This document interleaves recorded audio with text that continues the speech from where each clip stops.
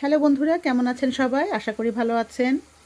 এবছর ইউকেতে ওয়েদারটা খুবই খারাপ, তেমন কোনো রকম সামার এসেছে বলা চলে না। ওয়েদারটা খুবই খারাপ যাচ্ছে।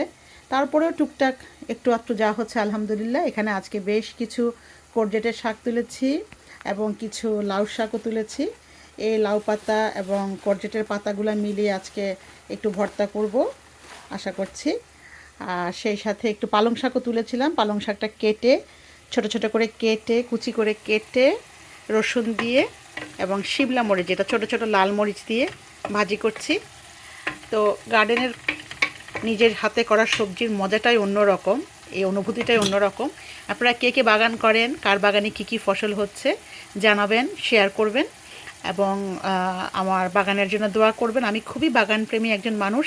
আমি শাক সবজি ফল ফুল সবই করি। ফল তেমনভাবে একটা করা হয় না, ছোটোখাটো কিছু টবে যেগুলো খুব সহজেই হয়, এই ধরনের কিছু ফলের গাছ টুকটাক আছে, একদিন শেয়ার করব আপনাদের সাথে। মূলত আমি ফুল এবং শাকসবজি বেশি করি।